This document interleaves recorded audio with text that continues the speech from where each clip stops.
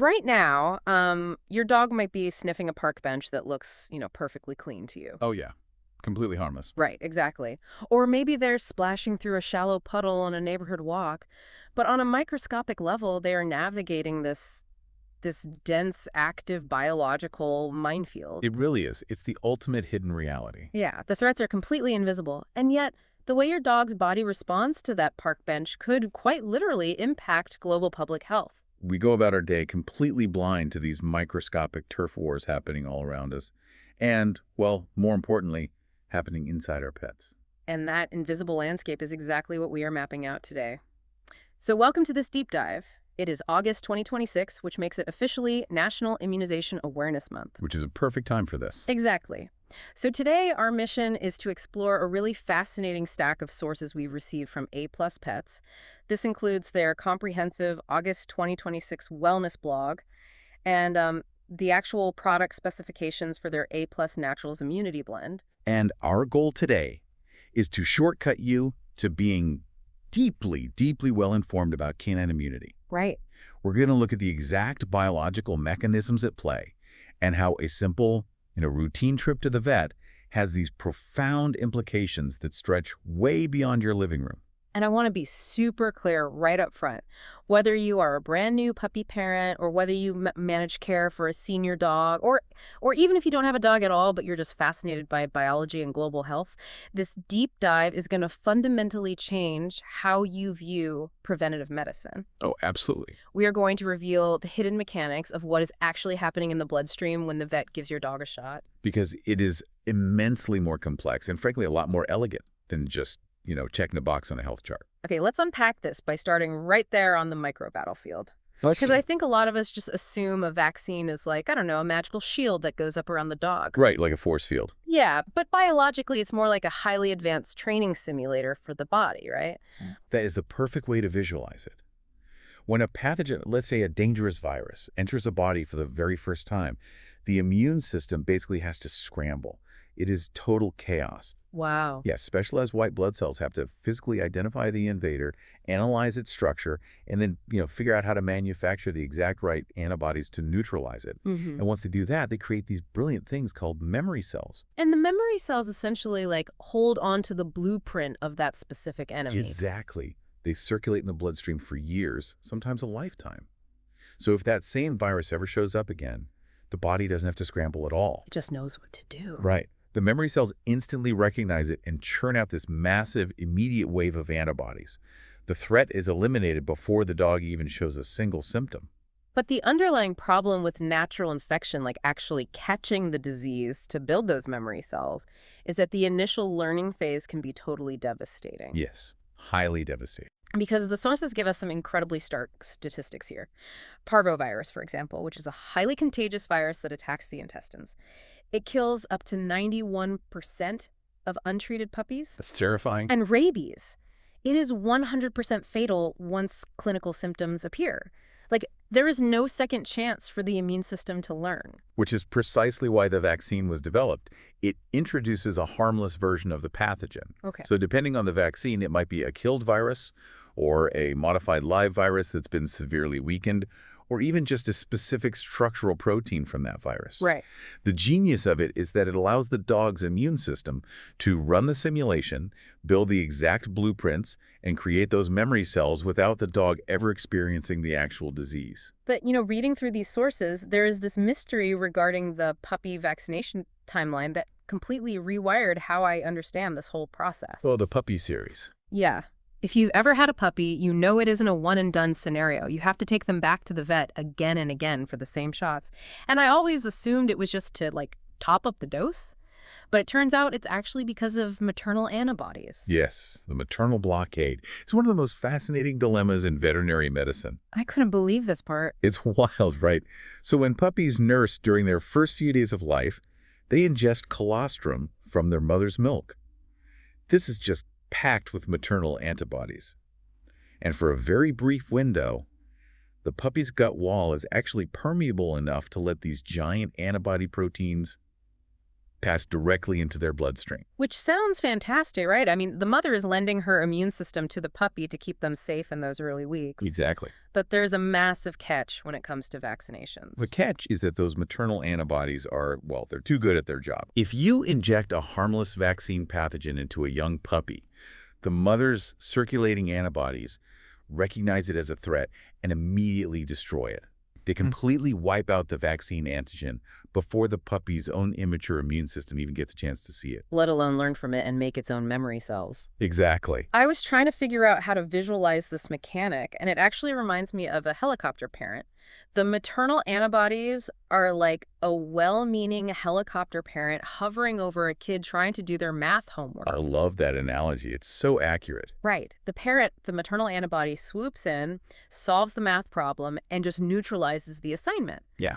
So the problem is solved for today, but because the parent did all the work, the puppy's own immune system never actually learns the equation. So when the parent finally backs off, the kid is sitting there in a test, totally defenseless. And what's fascinating here is the precise biological timing dilemma this creates for veterinarians. Because those helicopter parents, those maternal antibodies, don't just clock out and disappear overnight.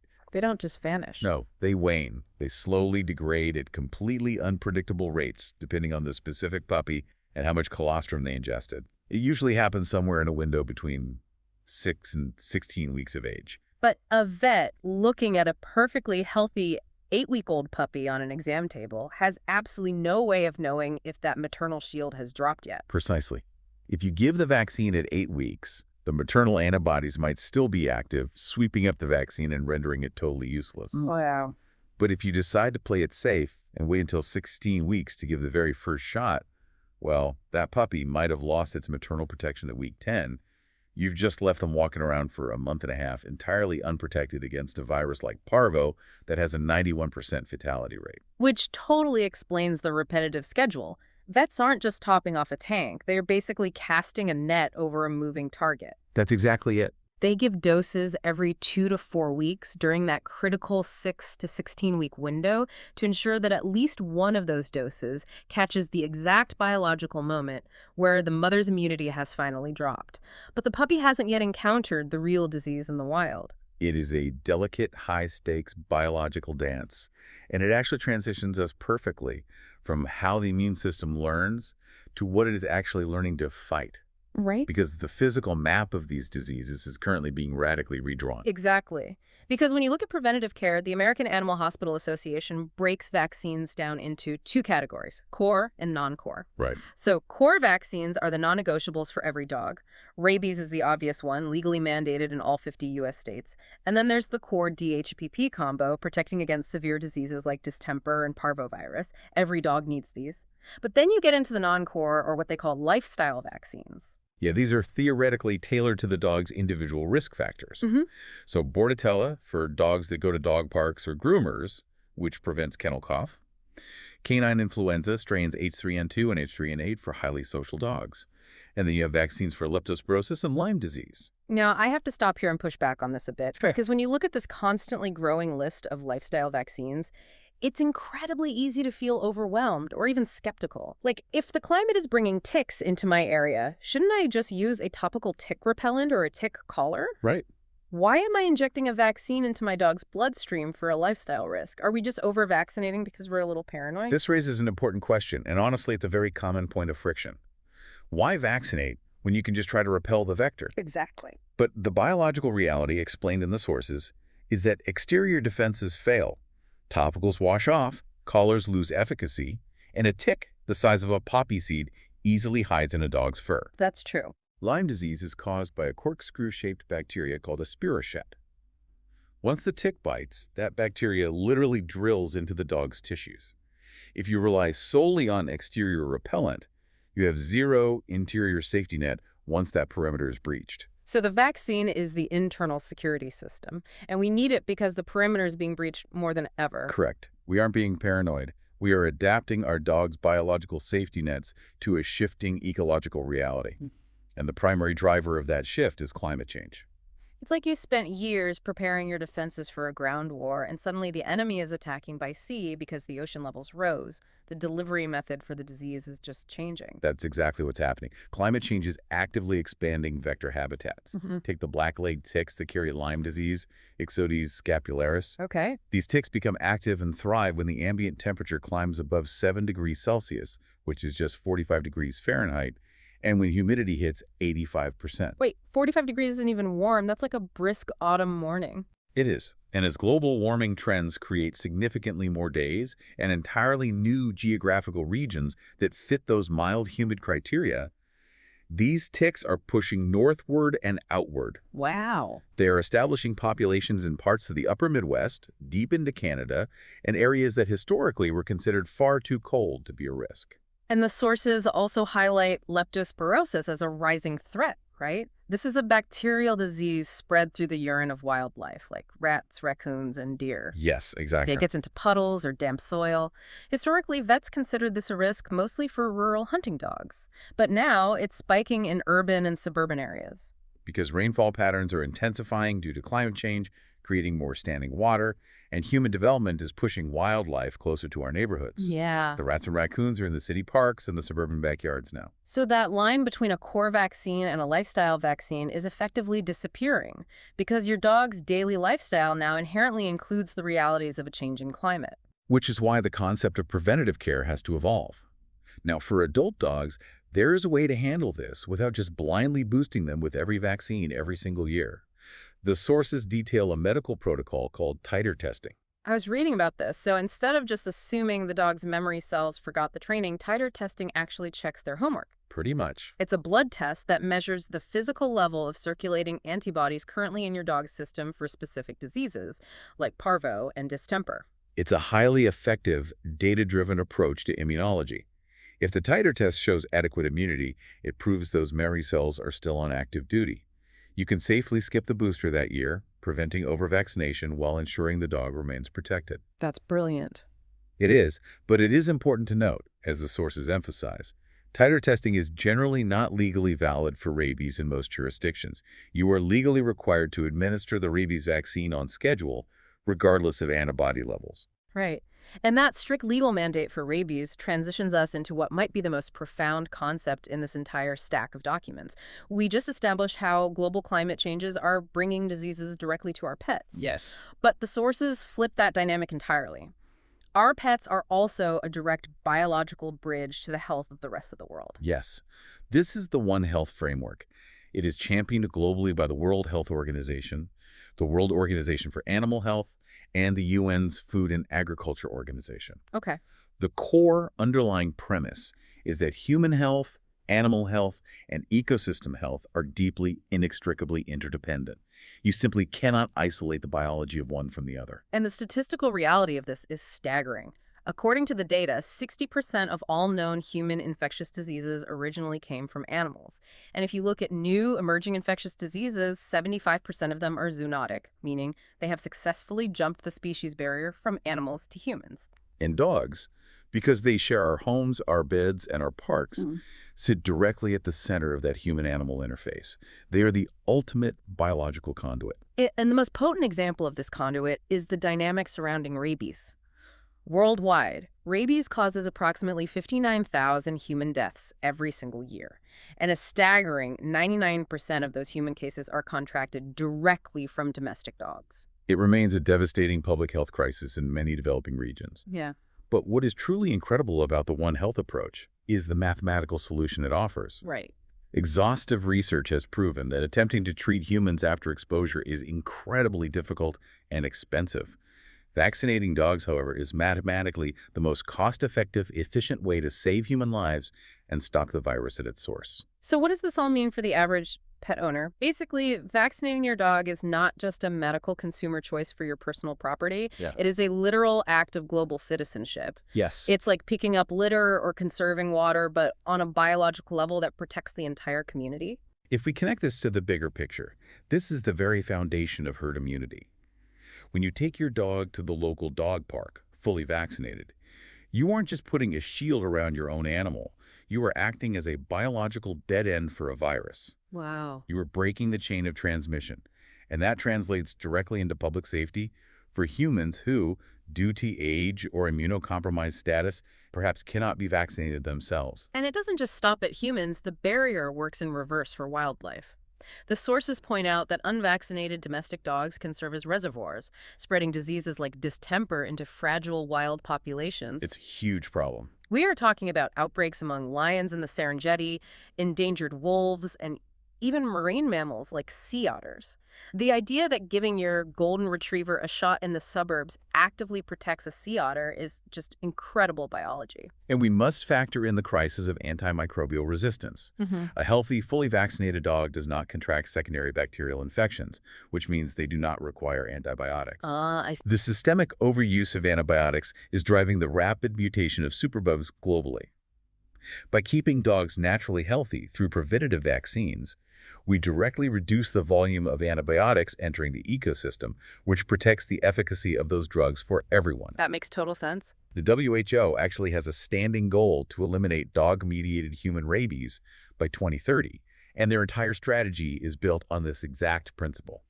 Vaccinate the dogs, save the humans. It is an incredibly tightly woven web. Okay, so we've looked at the macro level, the changing global climate, and the interconnected web of One Health. Now, I want to zoom all the way back down to the micro level, deep inside the dog's body. Let's do it. Because vaccines provide the periodic training for the immune system, but what sustains that system every single day? That is the vital question. A vaccine is only an instruction manual. The body still has to have the cellular energy and the raw materials to actually build the defenses. And that capability is housed almost entirely in the gut. The canine gut microbiome. The Journal of Animal Science and Biotechnology is cited extensively in the A+ Pets blog, and the biological mechanics are clear. The gut microbiome directly regulates systemic immune function and inflammation. A disrupted gut physically compromises the immune response. If the beneficial bacteria in the microbiome are depleted or out of balance, the gut lining becomes inflamed. Right. This chronic inflammation forces the immune system to constantly fight a phantom war inside the digestive tract, exhausting its resources. When that happens, a vaccine's efficacy is severely blunted because the white blood cells are too depleted to respond to the training. Here's where it gets really interesting. Think of it like a computer system. The vaccine is a crucial software update. It contains all the new code required to identify and delete the latest malware. But the dog's gut, that is the physical hardware. Oh, absolutely. It's the motherboard and the processor. If the hardware is damaged, if it's overheating from chronic inflammation or degraded by poor nutrition, it simply doesn't matter how advanced the software update is. The system will crash. That is an exceptionally accurate analogy. You cannot optimize the software without maintaining the hardware, which is why the A+ Pets documentation specifically highlights their daily support protocol, the A+ Naturals Immunity Blend. Looking past the standard specs, it's a vegan bacon flavored powder made in the USA, currently $24.99, down from $29.99 for a 5.3-ounce tub with a scoop. Good deal. Yeah. But what immediately caught my attention was the scientist behind the formulation, a pharmaceutical expert named Helena van der Merwe. Her professional background provides crucial context here. She has a scientific history involving NASA-related research, specifically focused on mitigating radiative damage at a cellular level. And I was wondering, what does space radiation have to do with my dog's digestion? Right. But it makes perfect sense when you look at the mechanism. Radiative damage causes massive oxidative stress. It creates free radicals that bounce around and degrade healthy cells and DNA. Chronic inflammation in a dog's gut does the exact same thing on a microscopic level. It degrades cellular function through oxidative stress. She took the principles of cellular defense from extreme environments and applied them to canine immunology. Precisely. Let's look at how those principles translate into the actual biological mechanisms of the ingredients she selected. It is a highly deliberate formulation. Take the first major component, large arabinogalactan. That acts as a prebiotic, right? It is a prebiotic, meaning it serves as a specific food source to multiply the beneficial bacteria in the gut. Yeah. But mechanistically, as it ferments in the digestive tract, it interacts directly with the gut-associated lymphoid tissue, or GALT. Okay. By stimulating these receptors, it physically triggers an increase in the production of natural killer, or NK, cells, the immune system's rapid response tactical units. Then the formulation incorporates a specific mushroom and botanical complex, astragalus alongside shiitake and reishi mushrooms. These function as adaptogens, modulating the body's stress response. But the deep science here is in the shiitake, which contains a highly specific beta-glucan called lentinan. And beta-glucans aren't just general nutrients, they have a physical mechanism of action. Exactly. The molecular structure of lentinan acts like a key fitting into a lock on the surface of white blood cells. When it binds to those receptors, it triggers a cascade that physically activates macrophages, making them significantly more aggressive in hunting down pathogens, which explains its documented anti-tumor properties. Wow. And reishi complements this by preventing the immune system from overreacting, keeping the response targeted. To address the inflammation directly, the blend utilizes turmeric and ginger. The active compounds here are curcumin from the turmeric and gingerols from the ginger. Biologically, curcumin is a potent inhibitor of specific inflammatory pathways, such as the COX-2 enzyme. Oh, I've heard of that. Yeah. By chemically shutting down these pathways, you cool the chronic, low-grade inflammation that exhausts the immune system. You free up those cellular resources to focus on actual viral or bacterial threats. The blend also includes L-lysine. I've heard of it for joint health, but what is the immune mechanism there? L-lysine is an essential amino acid. In the context of viral defense, its mechanism is competitive inhibition. Many viruses require a different amino acid, arginine, to synthesize their protective protein coats and replicate. Okay. L-lysine physically competes with arginine for absorption. If the system is flooded with L-lysine, the virus cannot access the arginine it needs, and its ability to multiply is severely inhibited. It basically starves the virus of its building blocks. Yeah. And finally, the ingredient that bridges all of this together in the gut, Bacillus subtilis. This is the probiotic, the live bacteria. But Bacillus subtilis is unique because it is a spore-forming bacterium. Which is critical because normal probiotics face a massive hurdle. Yeah. Stomach acid. Exactly. Hydrochloric acid in the stomach is designed to destroy bacteria. Most standard probiotics die before they ever reach the intestines. Making them kind of useless. Pretty much. But a spore-forming bacterium like Bacillus subtilis literally forms a tough, keratin-like armor around itself. It enters a dormant state that easily survives the harsh, acidic environment of the stomach. It only hatches and becomes active once it reaches the friendly, nutrient-rich environment of the lower GI tract, where it can actually colonize and repair the hardware. It is a fundamentally comprehensive biological strategy. The sources even include a compelling user anecdote from a pet parent named Luis. After starting the blend, he noted his dog had noticeably more energy, a visibly shinier coat, and crucially, a reduction in systemic inflammation so profound that his veterinarian specifically commented on it. It perfectly illustrates why this multi-pronged approach, combining structural prebiotics, armored probiotics, and targeted anti-inflammatories, is biologically necessary. Yeah. You simply cannot administer a vaccine once a year and then ignore the daily microscopic environment that the vaccine relies upon to function. We have covered an incredible amount of biological terrain today. Let's do a quick distillation of our major takeaways for National Immunization Awareness Month. Sounds good. First, we explored the fascinating mechanics of memory cells and the delicate 6 to 16-week window where maternal antibodies act as helicopter parents, blocking vaccines before fading away. We examined the reality of climate change vectors, understanding precisely how rising temperatures and humidity are expanding the range of ticks and leptospirosis, completely redefining our understanding of a lifestyle risk. We zoomed out to the One Health framework, the realization that because 75% of emerging diseases are zoonotic, vaccinating your dog is a mathematical imperative that protects vulnerable humans, shields endangered wildlife, and actively fights global antimicrobial resistance. And finally, we return to the microscopic reality of the gut microbiome, examining how cellular-level nutrition provides the stable hardware required to run the vaccine software. So, your practical mission for this August: pull out those vet records. If you have an adult dog, have a conversation with your vet about titer testing to measure those active memory cells and make data-driven decisions about boosters. And seriously, consider integrating a targeted daily support system to keep that gut hardware running efficiently. It is fundamentally about shifting from a reactive mindset to a proactive biological defense. But before we sign off, I want to leave you with a final thought to mull over. We began this deep dive talking about the hidden, invisible reality of the park bench and how blind we are to the microscopic turf wars our dogs fight every day. The invisible landscape. Right.